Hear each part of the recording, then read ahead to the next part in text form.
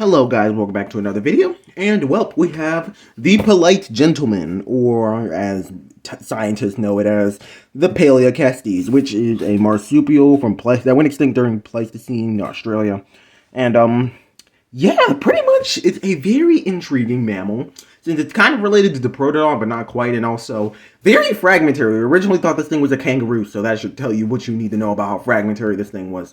But, yeah, we still don't quite know what it looked like, but we've gotten a bit closer, since we found more specimens and such of it. But, yeah. Anyways, let's take a closer look at this figure, which is actually available on my Etsy. So, yeah. First off, you can see the large nasal cavity, which I actually based the skull like. I basically made like an outline of the skull, so basically here and here, and then all this middle like nose and lip part are made out of just hot glue, no foil in there, since I kind of just based it off the original skull. So yeah, you can see in the front there's the nostrils. We'll get to the jaw in a second, where you can see the head, which they actually have their eyes are like on the top of their skull, which is interesting. They also have the ears, the neck, which is just like brown, and then the jaw, which I actually did give jaw articulation to. And it can open its mouth, just kind of pink in there. And I actually think this jaw articulation came out pretty nice. It's pretty seamless, I think, on this figure. Definitely one of my better jaw articulations. Also can open to a reasonable amount. Also has neck articulation. It can go up, and it can go down. Not a crazy amount up, and not a crazy amount down, but it can do it.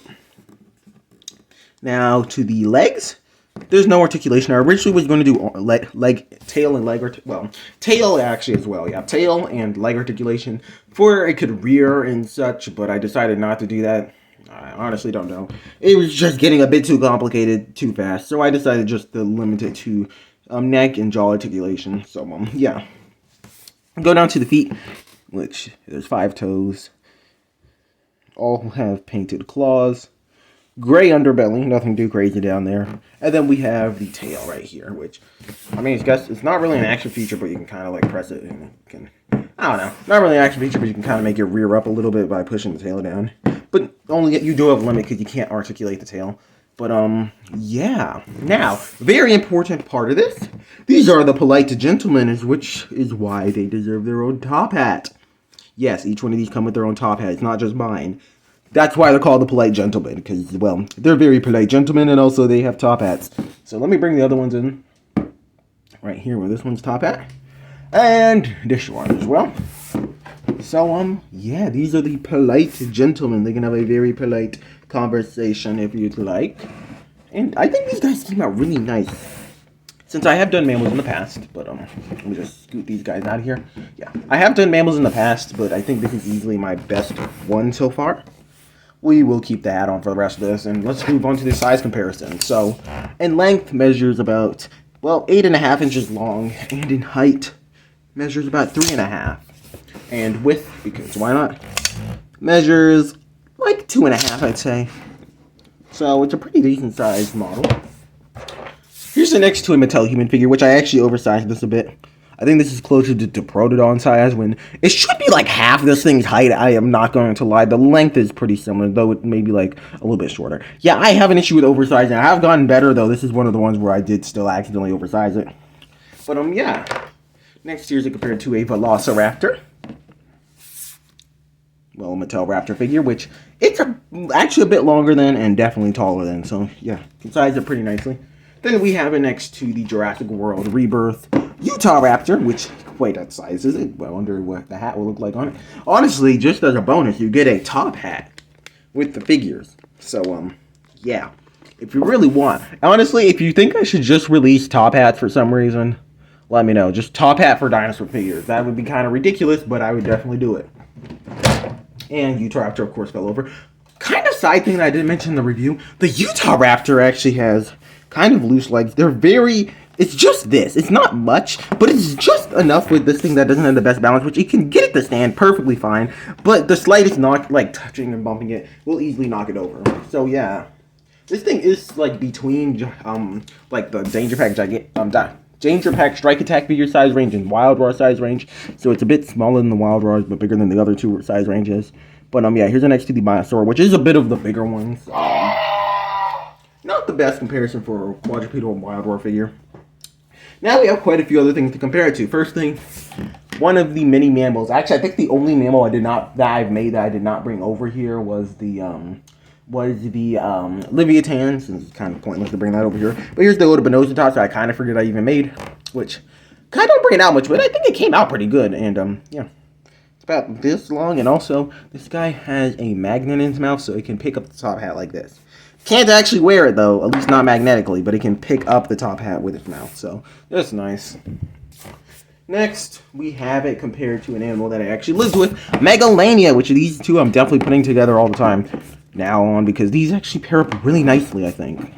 I think they just look really cool. Honestly, I think the next Australian mammal I'm going to do is Quincana, so that we can have Miscellaneous, palorchestes, and Quincana. They're also repainting a kangaroo figure as a Procoptodon. I'll probably make a Procoptodon figure in the future as well, but that one I'm just going to have a repaint as for now, and it's all the way back there and still wet, so I don't want to grab it, but yeah.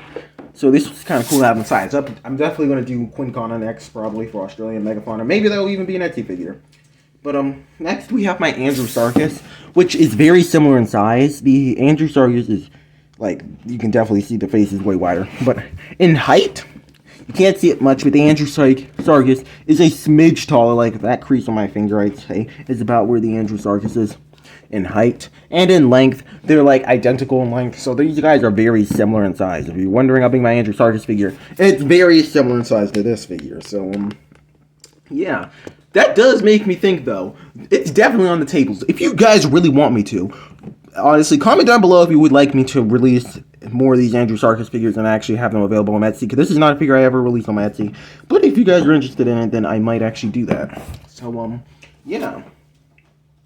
Next, here's a compared to a lot of other random things. First thing, here's another figure that is never on the Etsy. This is my Post-Asuchus figure, which this is kind of just a random one. Like, the colorations came out nice. I think I would, if I were to redo this figure, there's quite a few things I'd change. I think the body and tail is pretty good. I just need to redo the legs, maybe the arms. The hands are actually pretty good, and then the head, because the head just sucks on this.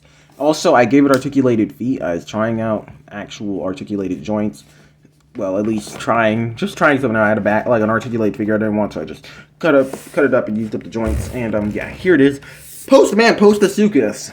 You may be wondering why I bring this in. Well, he has a magnetic post hat, which you can't even stand him unless I raise it up a little bit. But yeah, it has a magnetic postman's hat, and I actually made these two compatible, so you can have Postman Palorchestes and the polite Post-Asuchus if you really wanted to.